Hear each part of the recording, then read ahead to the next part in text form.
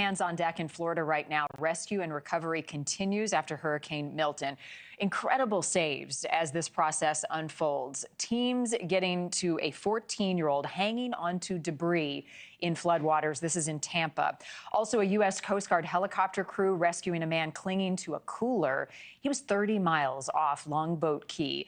He'd been through the ringer, 75 to 90 mile an hour winds and 25-foot waves. What a story he'll have to tell.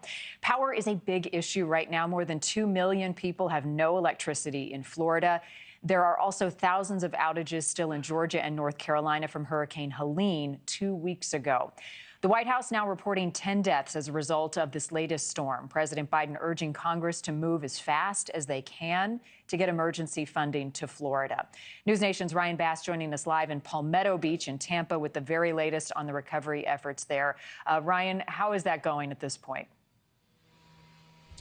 Well, I'll tell you, Marni, we have crews behind us right now, construction crews that are fixing to repair a building here behind me. This is an office building that's a 4-decade-owned family business that was completely destroyed by Hurricane Milton that came through here. I'll get to their story in just a moment, but in terms of the rescue and recovery efforts that are happening statewide, I want to show you some of the scenes that we've seen from officials that have been in town. The National Guard that has been here in Florida. You can see some of the efforts that they've been on the ground. We have had 6,000 National Guardsmen just from the state of Florida here and 3,000 plus others from states across the country, including as far away as California, that are here on the ground trying to help with these relief and recovery efforts. 22 choppers, 500 high water vehicles, 13 boats. There's 4 military-grade aircrafts doing rescue missions, including 3 Black Hawk choppers from the Louisiana National Guard and the Arkansas National Guard. They've been conducting rescue missions all the way from Sarasota and Siesta Key, where the eye of the storm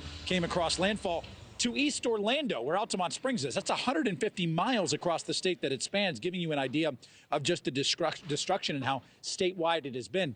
I want to come back out here to Tampa and give you a little bit of a story of this family business here behind me. They're in manufacturing and construction. They have been in business for 4 decades. I had a chance to talk to one of the folks, Dana, and I can actually show you her office here, where you see it says the no trespassing sign. That is Dana's office.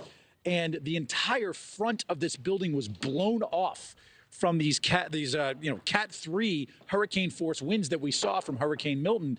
Now, most of this building is still intact, but obviously the front here is what the big concern was. Nobody was inside. This is an evacuation zone here right near Port Tampa, so nobody was here in this office building when the storm came through. But I did speak with Dana, who's worked in that office for 21 years, and talked about just how emotional she is coming back to see her family business in shambles.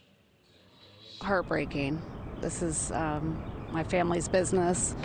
I've worked here for 21 years, and it's devastating. I can't even function after these 2 hurricanes.